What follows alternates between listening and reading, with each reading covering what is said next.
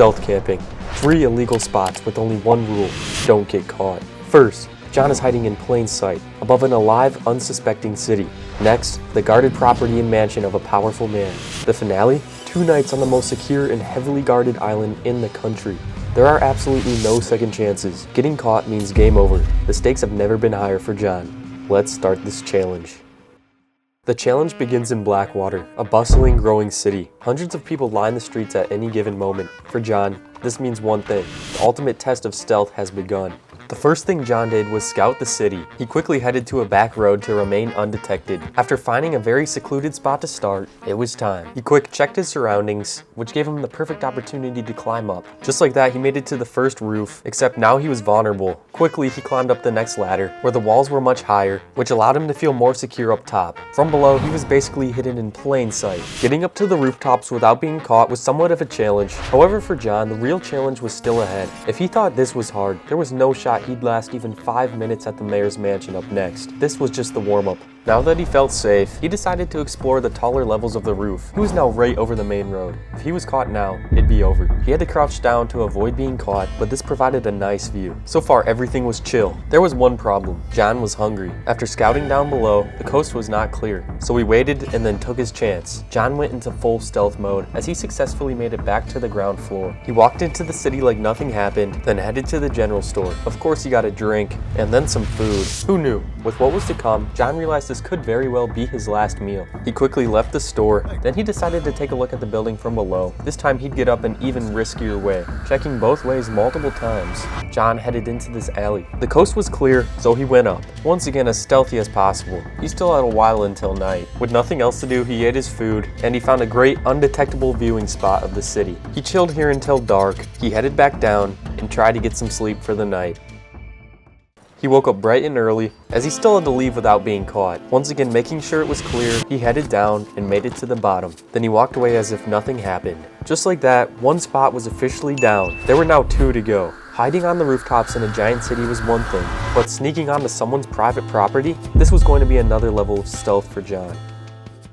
This next spot brought him to Saint Denis. He was now at the dreaded mansion, and to be honest, he was nervous. He had no clue what he was getting himself into, as he quickly scouted the initial area. To his surprise, there was no one in sight. He took this opportunity and sprinted towards the house. To avoid getting caught, he was gonna have to be quick finding a way in. Unfortunately, everything was locked, so he realized he was gonna have to brute force his way in. This only worked thankfully because he saw no one inside of the house for some reason. After making a big enough hole, he was in. This was a complete next level. John was now trespassing in one of the most exclusive houses in the country. If he made one wrong move, or even just stumbled across anyone in here, it would be absolutely game over. To John's luck, every corner he turned faced him with no one. So far, he was unable to find any good spots in here though. This room looked like it would be used way too much. He needed a room he was sure no one would go to. He found what looked like a secret staircase, but it only led right to the kitchen. John was seriously pushing his luck in here. It was only a matter of time before someone would come back, and John was not finding anything good. Stressed out, he decided to 180 his plan and headed back outside. Things were not looking up for him here. John was going to look around the property. This time though, he saw a policeman.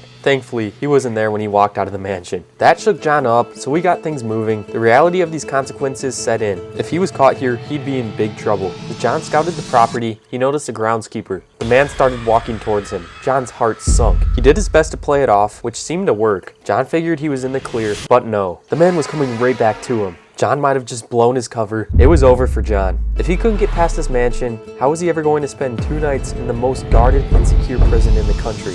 To John's amazement, the man didn't see him. John's luck was still alive, and he lived to survive another day. His nerves were at an all-time high though. He had to find a spot, and fast. As he crept further onto the property, he noticed these flower bushes. These honestly provided great cover for him. He personally felt like he wasn't close enough though. Even though he could have cheaped out, he decided to keep the challenge alive and headed closer to the property. He used the night to get through without being seen, and after looking for a bit, he realized he had found his perfect spot. This was just like the spot before, but honestly even better. John was completely invisible, yet he was right next to the mansion. It couldn't get any better than this. This spot was great, because at least if John got caught here, he would have an easy route to escape. But the prison though, offers no such luxury. There, it's nothing but guards and deep water. A chilling fact settled in his mind. John can't even swim. The thought of what was next was terrifying. He waited out the night in his spot, and he watched as the sun rose. He had to leave quickly before the groundskeeping staff came in for the morning. John had successfully evaded and stealth camped at the mayor's mansion without being caught.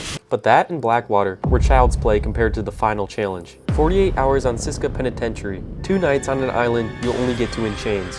For John, this is no longer about stealth, it's about survival. To get there though was not easy. First, John had to find a boat for a long trip ahead of him. He ended up getting it stuck though, so he had to switch to a canoe. On his way, he did some thinking though. He told himself he would do whatever it took on this island to survive, no matter what. After a long paddle, he had made it to the island.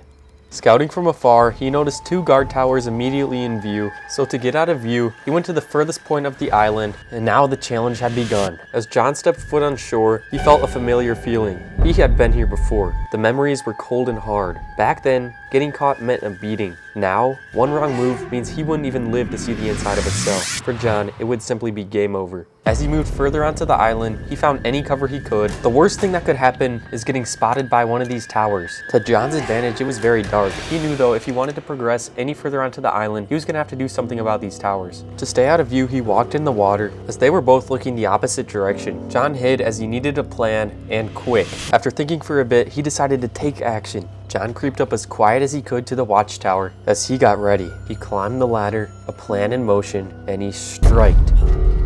John stealthily took out the guard and now had secured the watchtower. He grabbed his body, carefully moving it to the back to not get caught. John now had the perfect spot to spend the first night. He knew they wouldn't need another guard until later. He decided to scout out the rest of the island from here. He quickly noticed a ton of guards. It was 2 a.m., so he still had a long time to go. Eventually though, the sun started to rise, but John had no time to waste. He had to figure out a plan for the next night. He definitely wasn't going to be able to stay in there another night, so once again he followed the shoreline, heading to a new area. There was one major problem though again, another watchtower. Once again, this was going to keep John from advancing any further onto the island. All of a sudden though, he noticed the guard at the top turn his direction. He immediately went down and hid. This was bad. He was looking straight his direction.